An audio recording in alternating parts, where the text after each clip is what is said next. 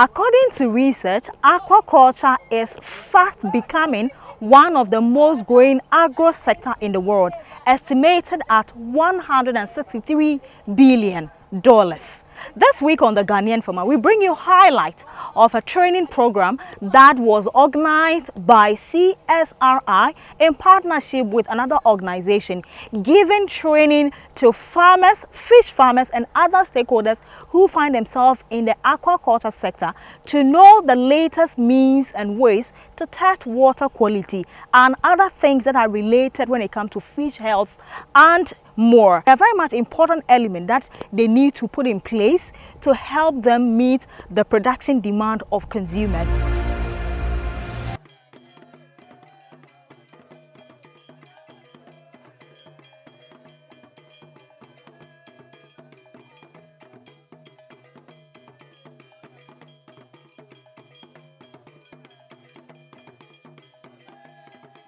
This workshop is going to be a hybrid kind of workshop.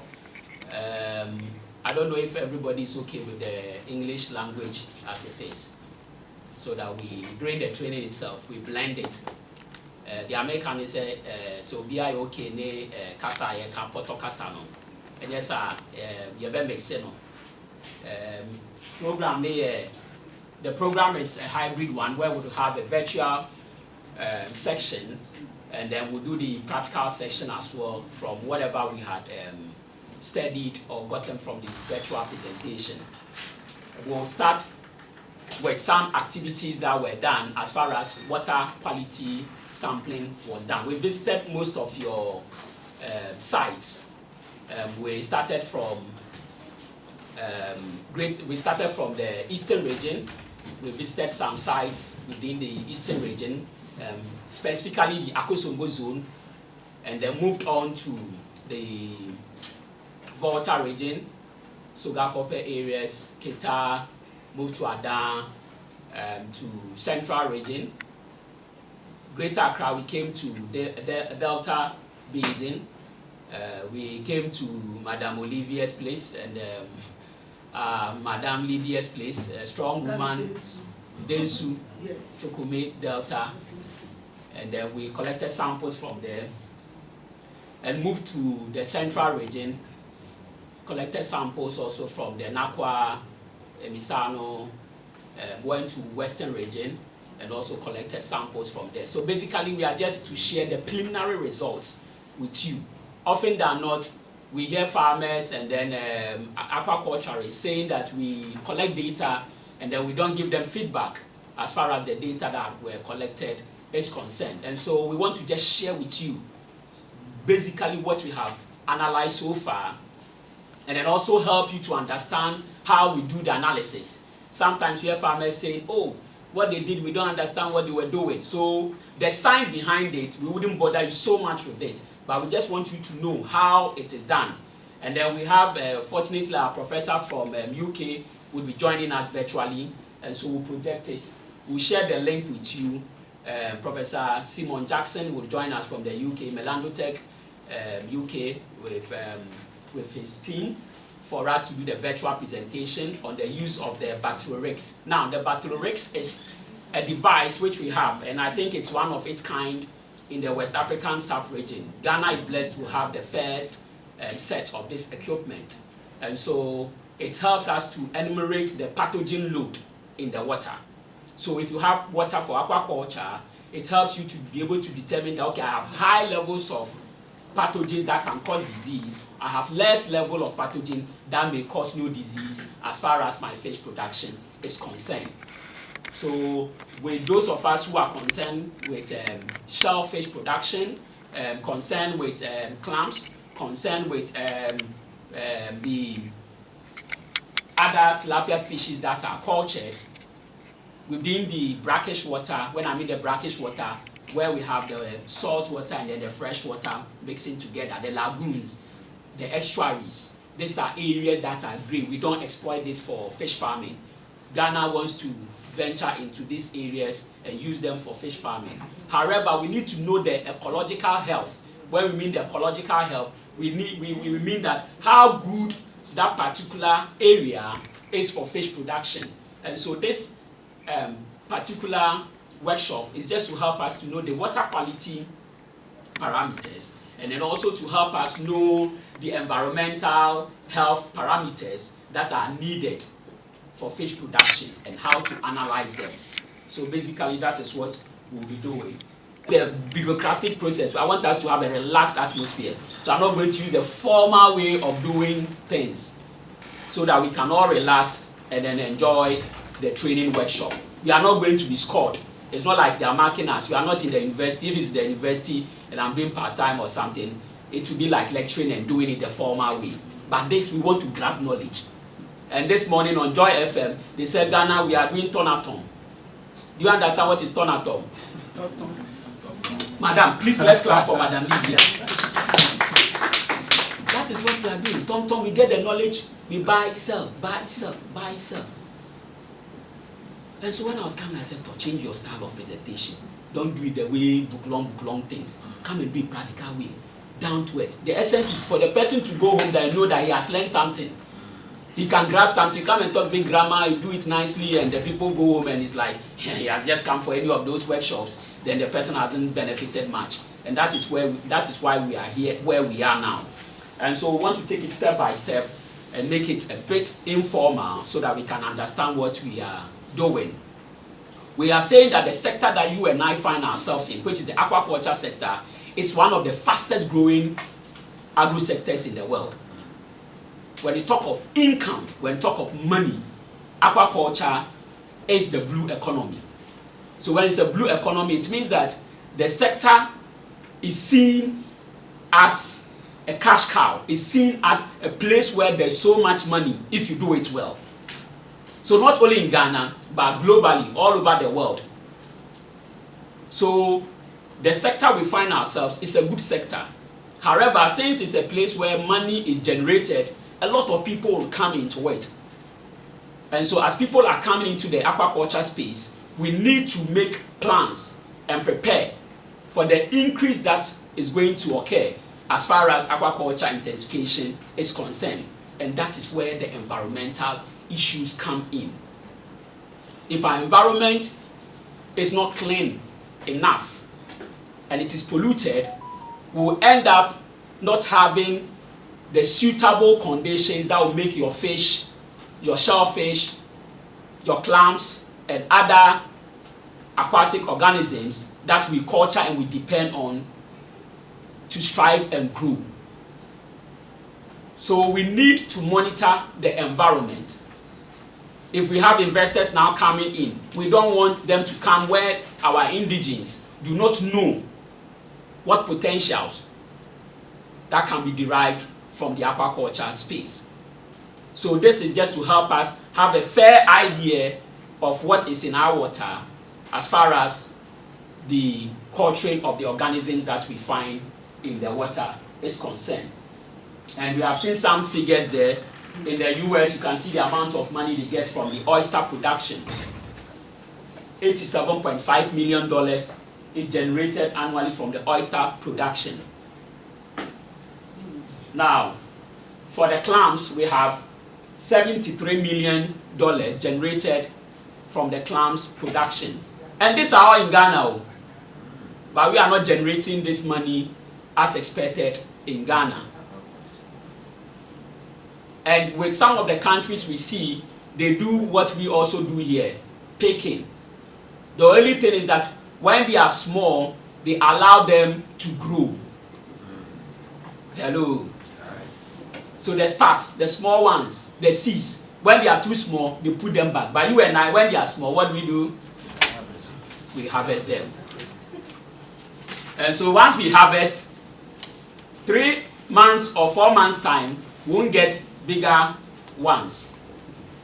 Again, the environment in which they are being produced, you and I do not know the water quality. We don't know the status of the water. We litter around and pollute the water. And so once we do that, we are not able to sustainably produce these organisms in the water. Now, these are just projections to show you that what we do has a limit.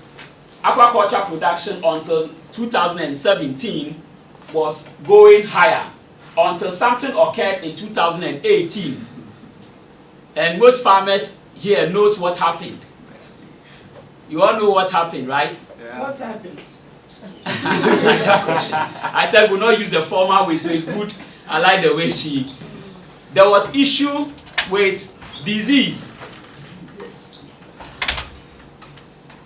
And in one day, around this Sojama area, 100 tons of fish died. And you know the people, Fujian. No, I shouldn't have. I mean, it's live capturing, right? I shouldn't have mentioned the farm. But that's the reality. So. But that's the reality. Yeah. And we had a lot of fish dying in the system due to pathogen or disease occurrence. And since then, Ghana is now trying to pick up again. And so if we want to use the mariculture, want to use the brackish systems for fish production, and we don't know the status of it, so that we can sustainably produce. When I mean sustainably, go small. Like we have the Oyster Speakers Association, we have the women's group that are involved in clams and oyster production here. If we don't know, or they themselves don't understand the science behind what they are doing, it will get to a point where what happened in the tilapia industry would also happen in the shellfish industry. And we don't want that to happen. And so we want to begin with you. So the training, somebody say it is going to be a bit of science, but please you be listening and be observing. The way I'm speaking, that's why I've come to my level, to that level. When maybe Professor Simon takes over with the virtual, maybe they will be speaking a bit faster. But whatever it is, I'll come back and then try to translate it in either in Twi or in Ewe or in Ga, so that we can all follow what was said during the virtual section. I want to acknowledge the presence of my head of department, Dr. Ruby Asma. Can she give us a wave? She is our mother and she represents the director here today. So she has a double-edged activity to do for us. Now, in terms of the water quality and environmental parameters, look at this. You see this? This is the national statistics, environmental and oceanographic parameters. It means in the country currently we are not picking, or we don't have data on the marine and brackish water systems. So you see that going into the brackish, culturing of clams, culturing of oysters, and any other brackish water fish or organism, we do not have data. This may not be absolutely true because some data have been collected by the various universities, including Water Research Institute. However, we are not synerging and we are not bringing the data together so that we give it to the regulator, so that when they are doing their report, they can what? Add it. So fish manager, I hope you are all here, you are also listening. So these are some of the gaps in our data that we collect at the national level. I wish this one is captured for media attention. All right. Now, our annual production also, you can see there is some level of what? Decrease. However, our demand for fish and fish products are always going higher. So it tells you that there's still more room for production of fish in the country as far as our data from 2022 is concerned. And I believe the story will not be different from the 2023 data that is collected.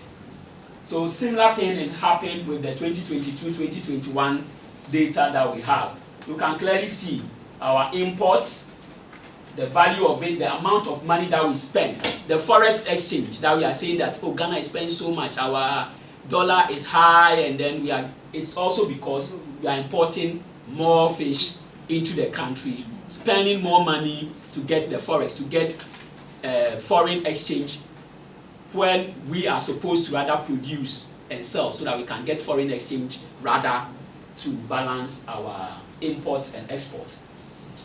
Okay, So this project is basically to strengthen the aquatic environmental health monitoring systems with a focus on the aquaculture production zones. So we can now generate enough data. If we have to go into the brackish water production systems, we can have a baseline to start with, and also to help people understand what we do. So we are using a UK company who is helping and partnering with the CSIR to produce rapid diagnostic equipment, things that when you go to the field, you can just pour in the water, you run it, which we'll be doing today practically, and then you see if the color changes and the level is high, you know that, okay, I have high levels of pathogen. When I mean pathogen, disease-causing organisms are high. So if I have to collect my oyster from here, site A, and I realize that the pathogen levels are high, then I shouldn't keep the oysters there. I can collect my oyster from here, come and put it at site B, because I know that at this place the pathogen levels are high. Here the pathogen levels are low. The water quality here is high. The water quality levels here is suitable, so I can keep them here. So these are just information to help us to be able to do the grow out production of our brackish and then marine species that we may culture in the future. Thank you very much. The rest we would continue with time as we go on with the discussions. We want to end it here by saying that help us so that not only would we depend on tilapia, but we can also go into other organisms as far as mariculture and brackish water systems are concerned. Thank you. Thank you so much. Looking at other options apart from tilapia. For Ghana is only for tilapia, while we can do other things and generate results. Thank you so much. Without much ado, I want to invite our head of department, Dr. Ruby Asma, to give us an opening remark.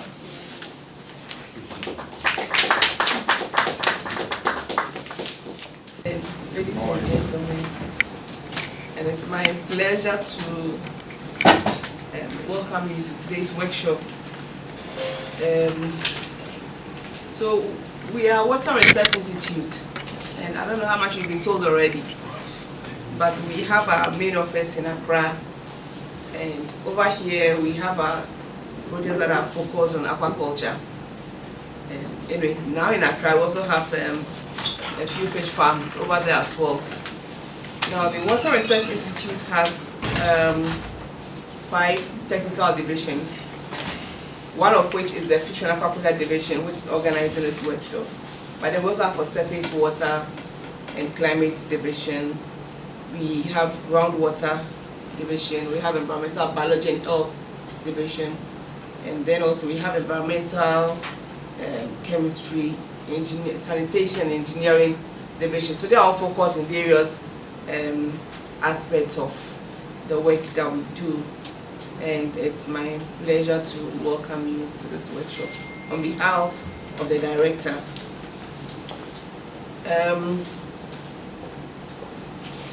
So this workshop basically is, the first speaker has spoken a lot about it already, and we know what the trends have been.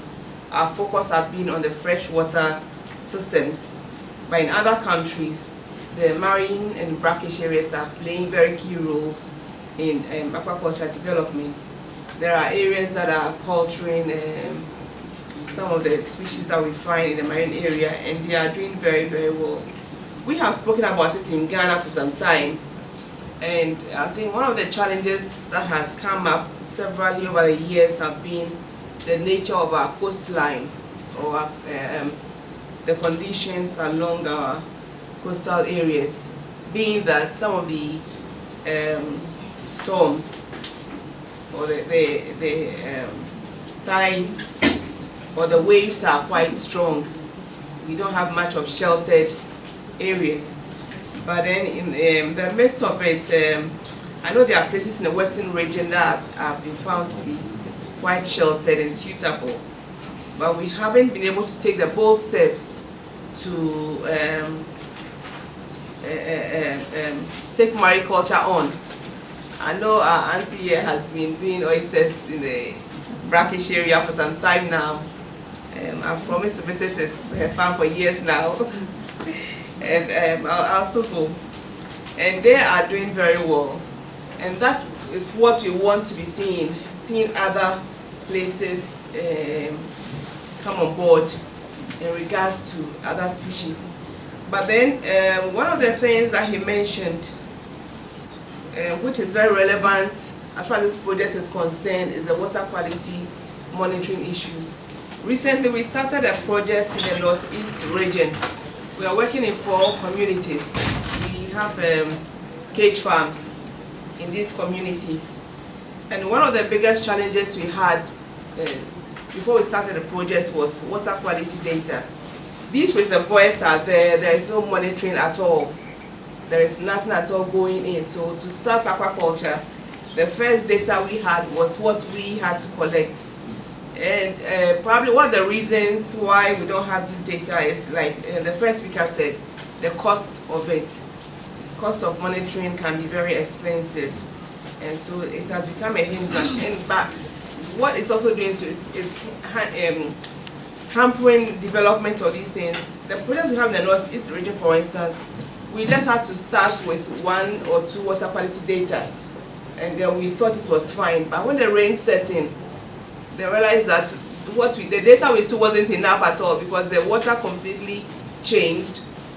It resulted in very high mortalities, and we wish we had something a bit more than what existed. So that is the relevance of this work we are doing. If it's going to bring about monitoring at a cheaper rate and at a faster at a cheaper cost and at a faster rate, I think we can all have to rally around it and then support it as much as we do.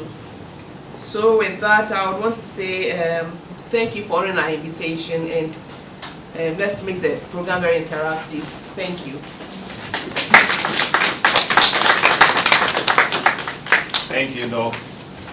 The water quality that we do recently from the eastern region along the coastal, eastern region to the western region along the coastal line of Ghana. And I'm presenting on this topic in the aim of the GCRF Agrifood and the Agrifood project, the deployment and the use of battery rigs plus kits and the selected aquaculture sites in Ghana to rapidly access water quality and compare with traditional culture results. I'll be dealing with the introduction, the objective, methodology, result, and then the conclusions. We all know in Ghana, fish lives in water. Fish lives in water, as the norm says. So, as we human beings also do, we live in the normal inland district with the atmospheric air pressure, air, oxygen. Fish also lives in water. They take their oxygen directly and their atmospheric oxygen in water. So, because of that, fish lives in water. So, for aquaculture, for one person to culture aquaculture, for one to go into aquaculture, there's a need of one to have a good access of water quality, to be able to sustain maximum fish growth. Water quality is also critical. It's a critical factor when culturing aquaculture organism. Optimal water quality varies by species and must be monitored to ensure rapid growth. If the fish are in water, one needs to monitor the water quality on a regular basis in order to maintain a very good yield production. When you leave your water and you don't monitor your water, it gets to a time that your water becomes very polluted and then the fishes begins to die. As happens in the year 2017, where there's a rapid 2017-2018, where there's a rapid outbreak of diseases. One may attribute it that maybe there is a form of diseases that is coming. They don't know where the disease is coming from. Some are doing the biological analysis by taking the fish, going to the lab, doing all that stuff. There's also one need for you to also test the quality of the water before you can attribute that maybe the source of the infection is coming from the water. Once the fish lives in water, they do their everything in water. Then the quality of the water in terms of production system must also be significantly affect the organism health. once we want to go into reaction, the health of the fishes also matters. Once they live in the water, that is where their habitat, they leave their habitat and everything. So the water quality must also be monitored as regularly.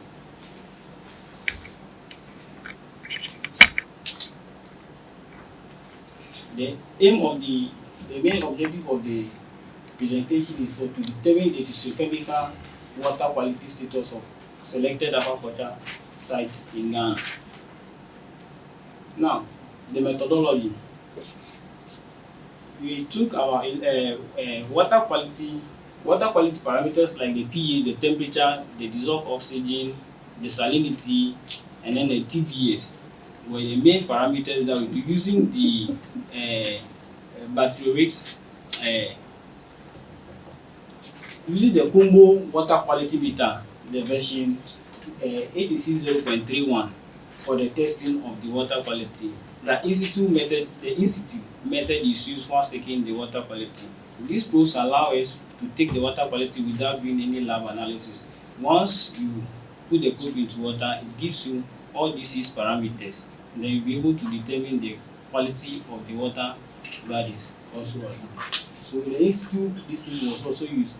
We took 4 samples from the eastern region, and then water region also 2 from water, and then 1 from Greater Accra, 2 from the central region, and then the western region as well. A descriptive statistic is what we use to analyze the data as well. That's the preliminary stages. Where this one we are just dealing with these 6 parameters. Then we took a nutrient one, we took water samples for the nutrient analysis also. That one, when we come, a complex analysis will be done for that. And these are the sites of the coastal line that we took the water qualities from. The estuary, right from the Amazulu, the Win, and then the Bisanu, Anapwa, the Akosumu is also here as well, the inland business. So 8 water body sites along the coastal shoreline of Ghana were selected, and one site of the inland culture was also selected. That is the one from the Akosumu section over here. This is the combo water quality meter probe now we are talking about. It's very good, and I can give you 6 parameters at a go. And this is a very good water quality parameters that we all need to have in our farms, so that it will help us to detect water quality without going to the lab and then paying some of money. It helps a lot. And this is the estuary where the samples were taken along the lagoons joining to the sea, the estuary. And then the tidal waves over there, the tide over there is very high, tough, rough. And if you get there, my friend, it will worry. And these are the probe, taking the water quality. You can see the probe block is holding the probe over there, trying to take a water sample. And this one, we took this one for the nutrients analysis. And the pathogen loose too, also. After everything, the analysis, the descriptive analysis that we do, a replicate of the data, we took a replicate where we have the downstream, the middle stream, and then the upstreams. All were composite into one, find an average of it, try to make it one to look nicely. So the mean of these things were put together, then form this table nicely. The temperature level across the sampling sites were not deviating from the mean. They were all seems to be moving around like from 20 to 30, 35. That is the weather temperature around the country, Ghana as we find, so in Africa as a whole too. So the DO, when we come to the DO, the higher the DO, the better it is for the fishes to live in. So comparing, you can see that the DO in site E1, that is Akosumu, Adek, is the site, this one at Impopo side here, is lesser as compared to this one.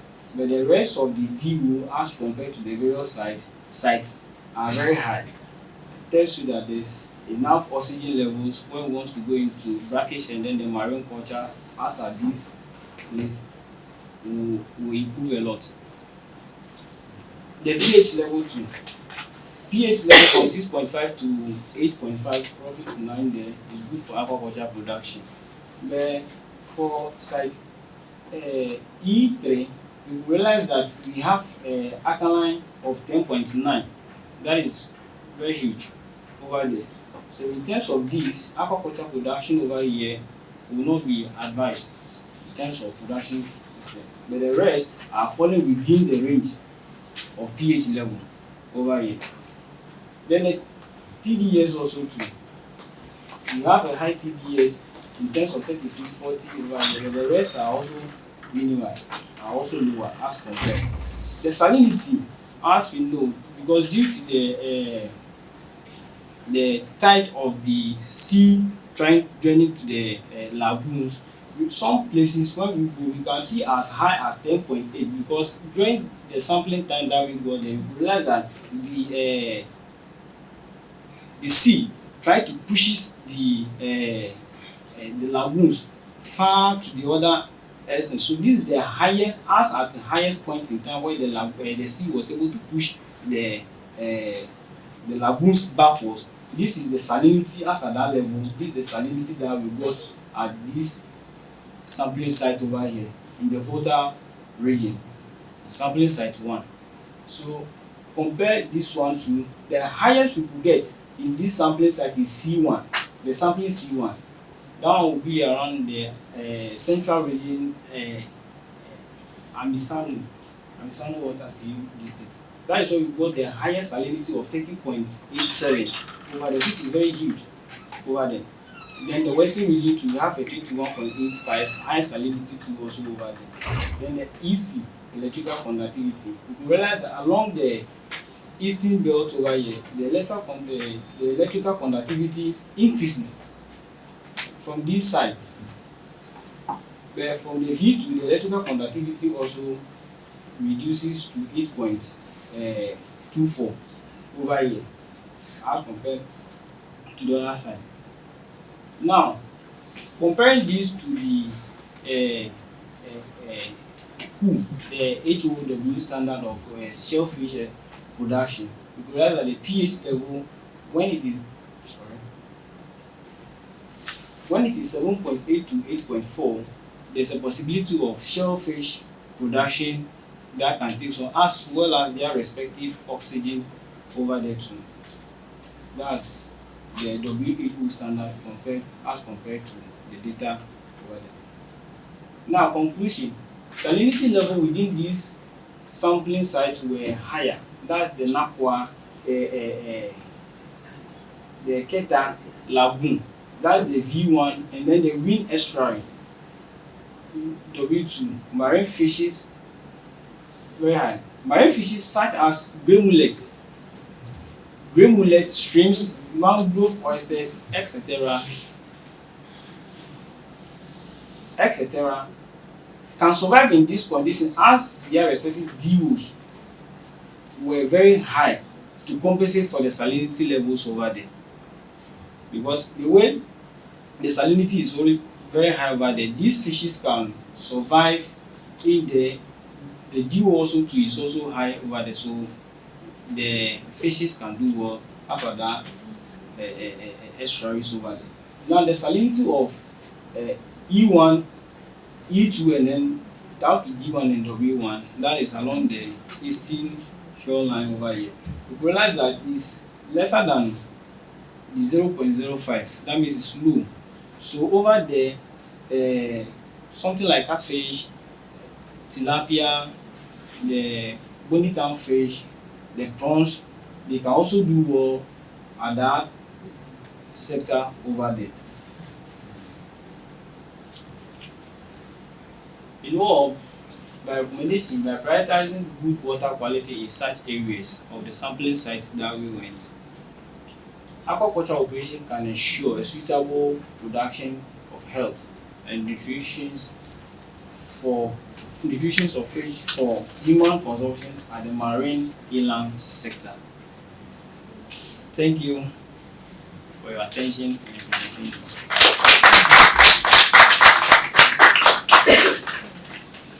So I will be presenting on the stored on the GCRF, but the bacteria, utilizing bacteria to quantify the ecological health. But before I post, please, you have to bear with me if I have to stop from time to time, and then I have my water here to be burping and all that. So we know about the GCRF. I'm sure the project lead worked out through it, and the main idea was to build an integrated program for rapid assessment of water and sediments that will support safe aquaculture in Ghana. And as stakeholders within the aquaculture industry, I'm sure our major challenge has to do with fish diseases, fish health management. And that's also because it's quite difficult to monitor pathogens, bacterial load on the farms. And for farmers, it's not a very common thing they do. For the very farms that will do that, they actually are not so sure which lab they should take it to and whether the results that come out to be very good. And for researchers who are also into this fish health analysis and all that, it takes them quite a number of time. About, if you want to work as quickly as possible, you need about 2 or 3 days to be able to get your results ready before you can report to the farmer that this and this and this is what is happening on your farm. So as part of our efforts in advancing the management of fish health and aquaculture farms, we are always looking forward to any technology, protocol like that will help us to be able to detect microbes in real time on the field. So that's why we got in touch with the UK guys, the company that's Molendo Tech, that developed the kit called Bacterix Plus Kit. So the kit is a portable kit. We'll see the pictures as we move on. It's a portable kit that's able to detect pathogens. So our work here was actually validate the use of the Bacterix as if it's really possible that we can rapidly test our water quality.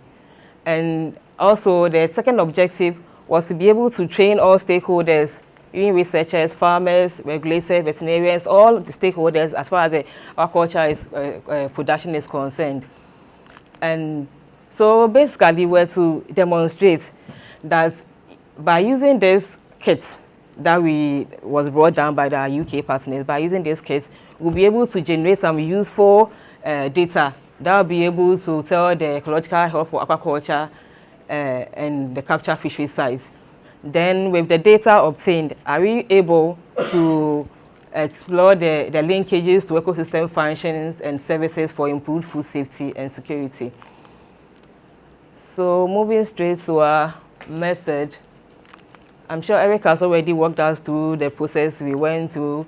We picked samples along the eight sites, actually, along the coastal stretch from the eastern region to the western region. And so we see a number of research team on the project team on water.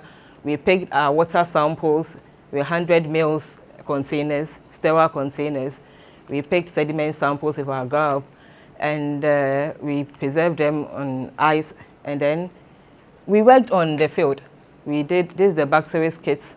These are the consumables that are needed. It comes with reagents that we're able to use right on the field. So within, it runs for 25 minutes. So at most by 30 minutes, once you have your samples on the field, you'll be able to detect your microbes, like some pathogens here. So this is quickly some of the results we had. And so we noticed that along the eastern region stretch, we consistently, as I think one of our participants was leading us through some of the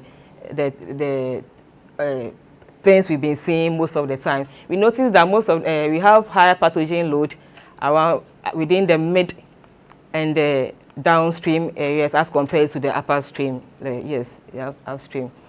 And those were for the sample that were taken on the cages, along the Volta Lake. But when it came to the capture fisheries, it didn't follow that consistent, that's known,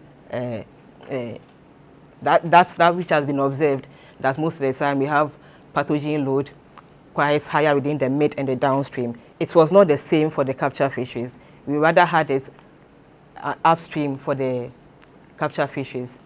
So there we see that the values over here at the eastern region were quite low as compared to those picked from the Volta region. Those were quite high.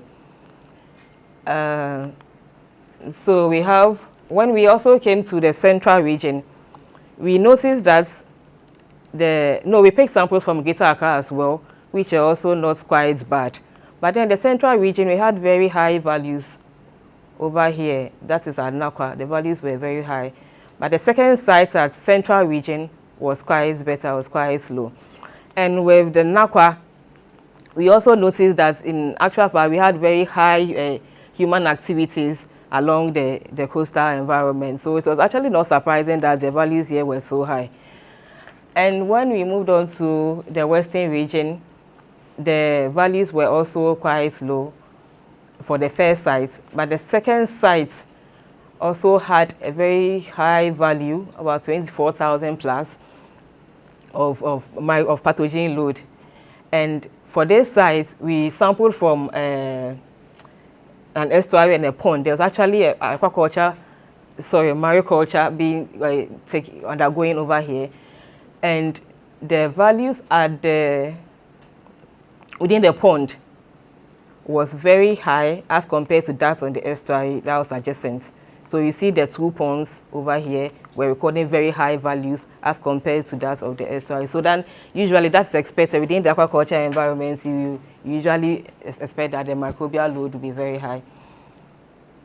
Okay, so we superimpose these results we had on the Bacteris Plus result interpretation. The kit actually comes with a guide, classification guide, that will be able to tell you, so per the results you have, is it of good water quality, is it poor, or like what is it? So when we superimpose our results over here on this, and with this we're looking at the coastal bathing waters, we notice that yes, so below 6,900, you are talking about water of quite good quality.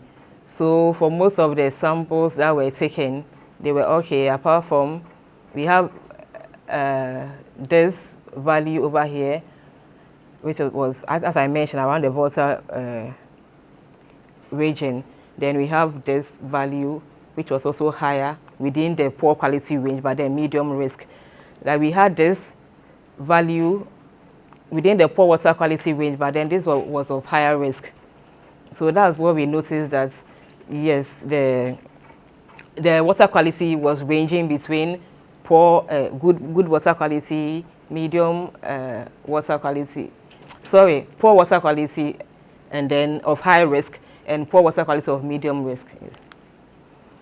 So if you want to ask whether we did any validation, any confirmatory analysis to determine whether what we found as far as the Bacteris is concerned, then yes, we did the normal microbiological analysis, also right on the field, where we had a portable kit, and it came up with all these consumables and all that. We were able to use it on the field with our already prepared agar. We were able to quantify this, so we targeted some pathogens. We were looking at the Enterococci and some E. coli. These are actually indicator species we're looking at, because that's how the bacteria was designed to detect endotoxins. So we were targeting those pathogens. And so we noticed that as we were expecting some particular colors if there were growth of those particular targeted species, and we had those growing. We had pinkish, reddish brown colonies for the Enterococci. We had dark blue violets for the E. coli, and for Vibrio species we targeted 2 species, and we all had some growth, and they actually correlated with the Bacteris results. Okay, so the Bacteris, it actually measures the amount of endotoxins that are present within the water. So that's the technology. They have other technologies where we use LAMP assays, which detect some DNAs and all that. But this one is targeting endotoxins. Endotoxins are molecules. They are found within the outer membrane of gram-negative bacteria. So it will quantify the level of gram-negative bacteria, gram-negative endotoxins that are associated with anthropogenic pollution and aquatic diseases. And so the more endotoxins you find, so I think going forward, in the afternoon, we'll go through the more endotoxins you find that the color change per what you run will be intense. So if there are more endotoxins, that means you have higher endotoxin risk, which is also telling you that you have higher, gram-negative bacteria within your water. So for us within the aquaculture industry, we are mostly concerned about streptococcus, aeromonas, and the stuff which we found prevalent on our farm. So then what about this E. coli and all that? And that's also because they noticed, they designed this with the background knowledge that globally fecal indicators are used to assess environmental, potable, and recreational water quality. So when we have fecal indicators like E. coli, you are sure that most definitely there will be some pathogenic organisms within the environment.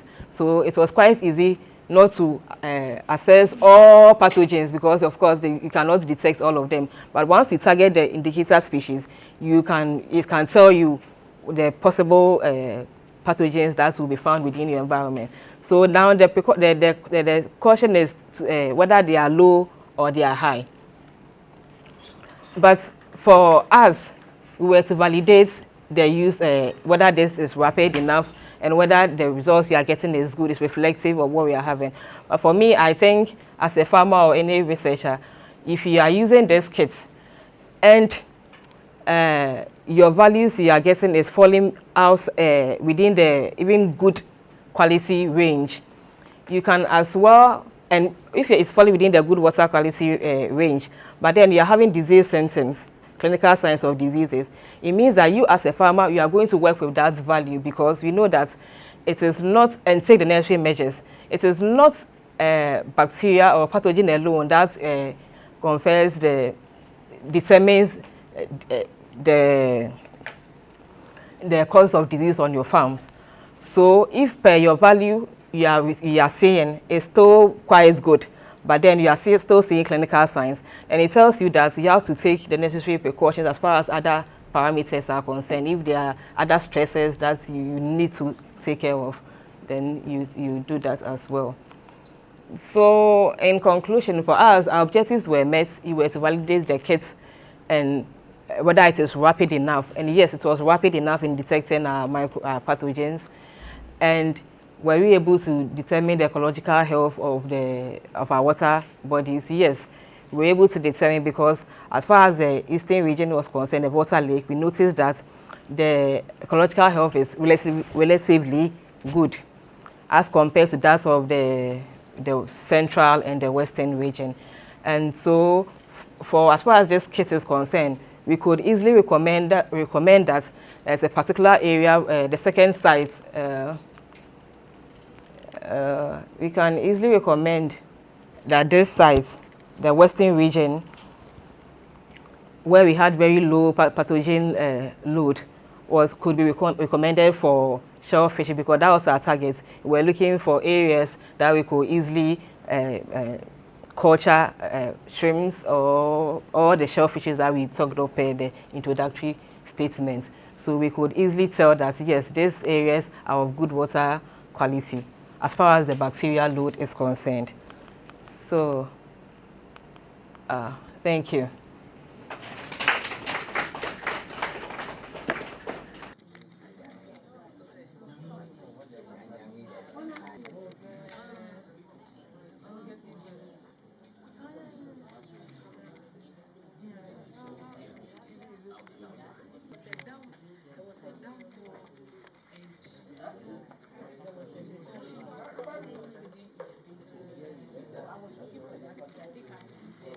I didn't call Dr.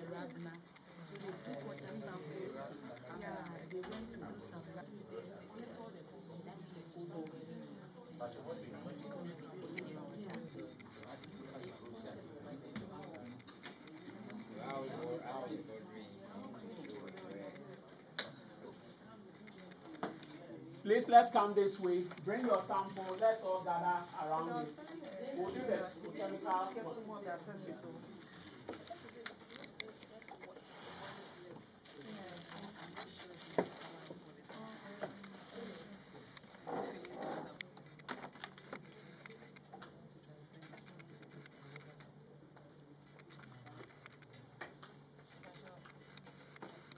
I'm sure you have your sample here. Yeah, then you should. Yeah, then you pick for you. Take yourself.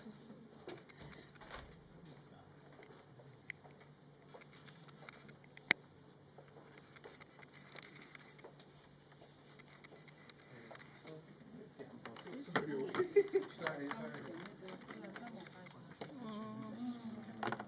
Can you bring the table forward so some can go around it?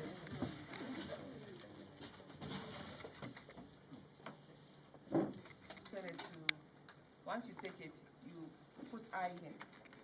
If you have to take it from home, and we can't bring it the same day, you can refrigerate it, keep it in your fridge, and then when you transport it, you put ice on it and bring it.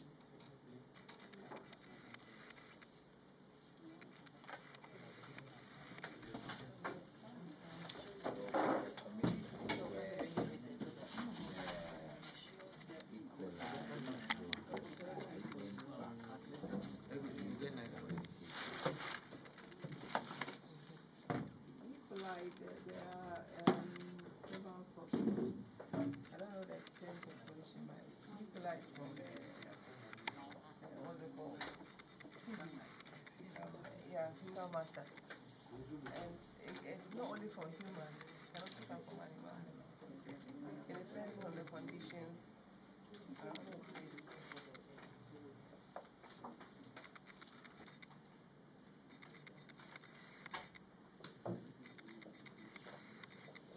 You have something to put the samples into. So you can make that density. What we do is we'll mix it. The two of them.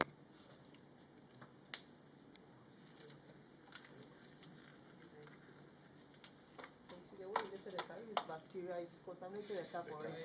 Because you put your finger in there. So let's change it. Maybe so the That's for bacteria. physicochemical, isn't it? Yeah, So it's fine. Yeah. No. Bacteria, don't be man. Oh no. It's kind of. I think we'll just do with one. We'll mix it.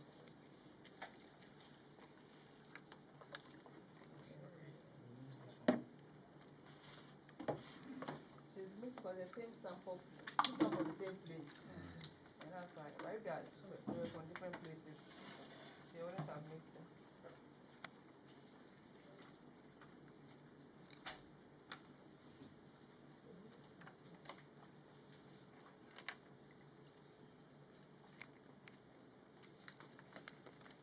I think it's still cool.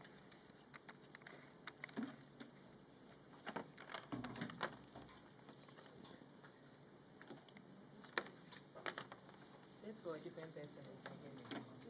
Please do some. Okay. I thought you were carrying it. No, come. These are also from the same. From this side. Okay. Okay. We still need it.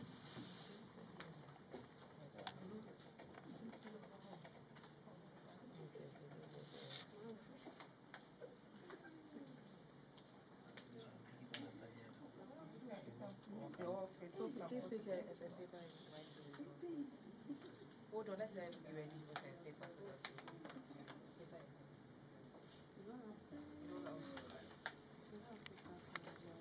Just wash it off.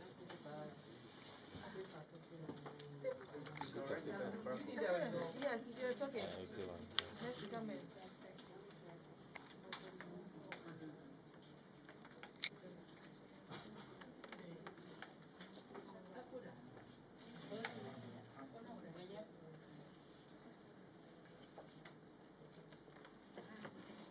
So you can just read it out to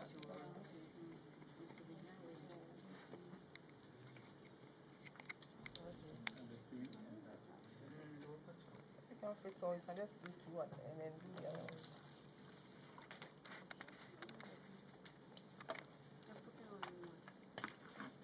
these are all from the same point. Different parameters. They are all water flow. Which one? You mentioned that you different location. Yeah, different location.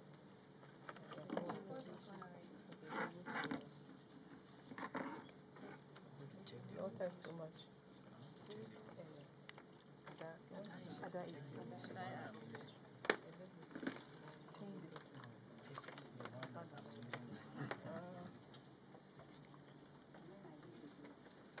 A young scientist is afraid.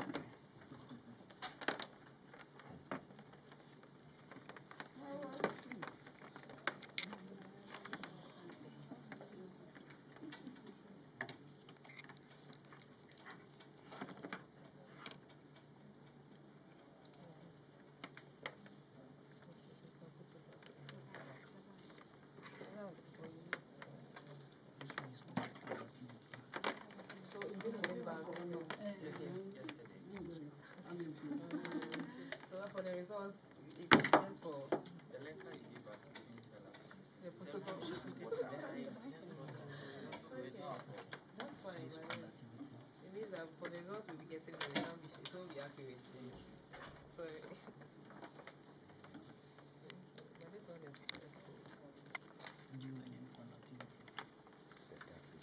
you are not saying anything, it's not recording. You haven't put in the water yet. Yeah, but these are the things. You have to wait for some time for it to stabilize before you start recording. No, put it in the water, right? Leave it in for some time. Yeah, but there's a probe here that I need for the receptor.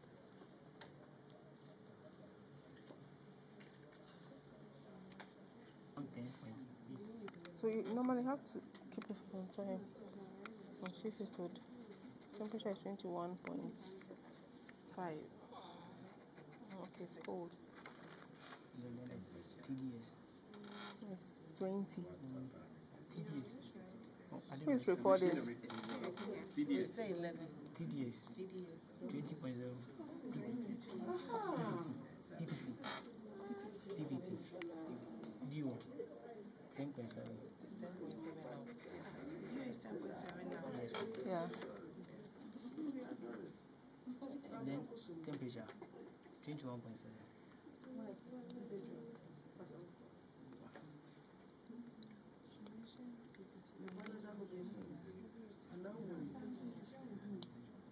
Have you done something already?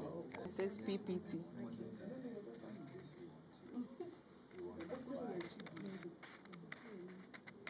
Conductivity 40.4.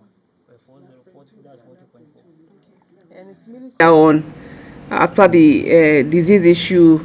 Things were about getting off when the floods also came. And I mean, for any aquaculture project, we all have an idea of the cost involved. The cost is no joke. So it is our prayer that things would turn out right. Equipment like these are very, very useful for a farmer. Just as expensive, but for a farmer, it's very, very useful. Like I indicated earlier, when there's an issue, you can know it immediately and then solve it. But because we don't have these things, we tend to delay. And for dealing with live animals, a delay can be anything. There's this aquaculture project we have in the head office. They are in tarpaulin tanks. And one morning, they measure the oxygen. And they realized the thing had dropped to 0. And they're like, oh, let's wait a little to change the water. So they started getting ready to change the water. And within like 1 hour or something, they've lost half of the fish. They were gone. And when it goes like that, it's your investment that is gone. Tea and fish are very, very critical. Before you start your farm, it's one of the things that you need to look out for. Make sure your water quality is good. And also make sure you are monitoring it regularly. They are very basic. You may not be able to afford these ones, but they are very basic meters that you can have on your farm. That comes in very handy, where you can check it every now and then, so that you are able to deal with your issues. So one advice I give to all farmers: before you do your fish, check your water first. It's very, very important. There was a farmer who once approached me. When I got there, he had dug his pond, he has done everything. So I asked him, where is your water source? Then he was pointing to there's a stream that's about almost a kilometer away to fill your ponds. And I told him, this your farm, it won't survive, because he says so he's going to pump the water from that distance to the ponds. And I asked him, have you checked the water quality? He says no. So I told him to bring samples to the lab. Lo and behold, when he came, the salinities were very high, and he had invested so much money into the thing already. So he said he used Ghana Water Company water, and I said you can't pay the bill. So it's important that we always consult at the right time. Don't wait till the end to consult. Always consult. It's not every time that you have to pay for services. Usually when people come to my office and I tell them what to do, and looking at the person, I say, well, if you want to us to help you, we can help you, but then it's more expensive. Then I'll call Fisheries Commission. I'm bringing you somebody to support that you can support, because they are extension officers. So at least they should be able to handle it. And so let's work together, farmers, scientists, regulators. It's we coming together can push the sector forward. So thank you again for coming, and God bless you. How many of us are pond farmers? Pond farming. You're doing pond. No one. Okay. None. All you are doing. You are doing pond. Oh, okay. I also think you need to get weeders for your farm work. Some of the farms, they don't have weeders on the farm. And it's very bad, because some of these bacteria also get into them, and before I realize it also causes stuff to them. So I have weeders that I can give you, which are for sale. So I'll get your contact. And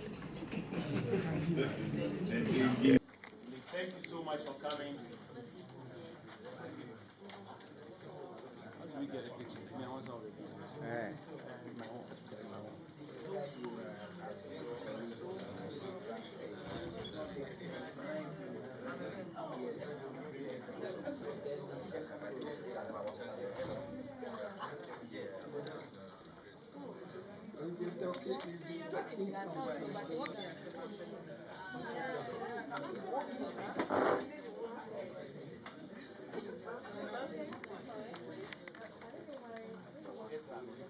My name is Ken Kinney, and I am Executive Director for the Development Institute.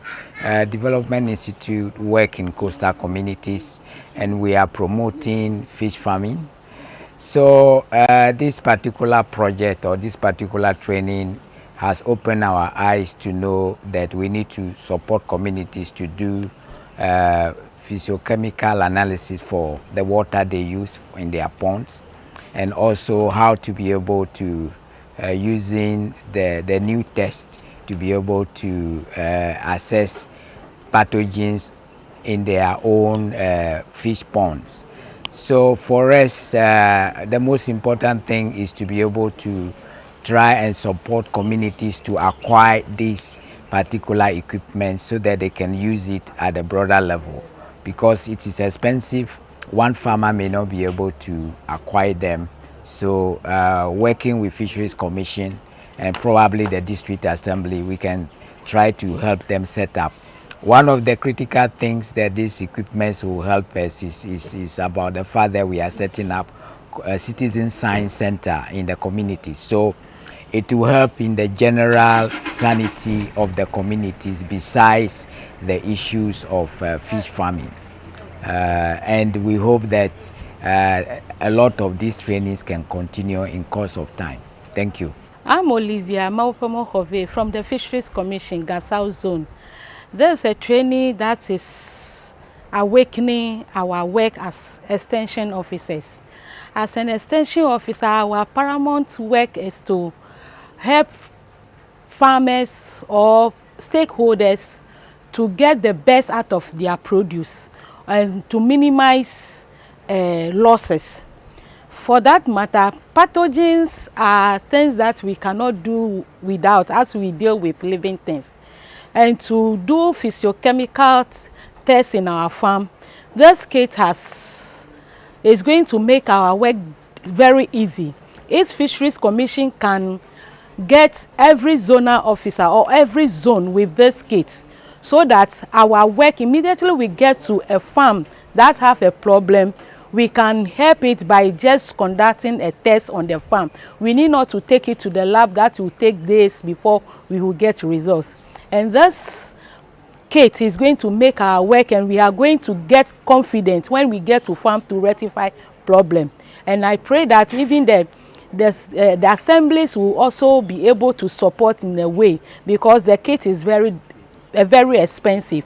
And we hope that the way forward we can afford it, so that every zonal officer can get this kit, so that we can help farmers to minimize risks and to improve their production. Thank you. The GCRF CSIR project was organized to train farmers and then other practitioners in the aquaculture space. We realized that one of the challenge for monitoring environmental health for fish farming is the use of the unavailability of rapid diagnostic kits or equipment. And so this project had a two-pronged approach, where we introduce the equipment that are needed for training of fish farmers, for them to be able to monitor the water quality and monitor the environmental health of the fish that they produce. And so we have two parameters that were introduced: one to monitor the physicochemical parameters of the water, and one to monitor the endotoxins that are in the water. The endotoxins are things that causes diseases or leads to pathogenic infections in the water. And so we train the farmers on the use of the water quality kits, so that they'll be able to monitor the physicochemical parameters: temperature, DO, TDS, dissolved oxygen, and pH, whilst the other parameter, which is the use of the bacteriorex, is for them to be able to monitor the pathogen load in the water, so that they'll be able to tell the ecological health status of the water that they are producing. So basically, this project seeks to help the farmers to be able to monitor the water quality and the ecological health status of the fish that they are producing. My name is Anyunam. Please subscribe and share the link of all our videos that you watch. If you have further questioning, get interactive on our social media platform: Facebook, LinkedIn, Instagram, and Twitter. Thanks for watching.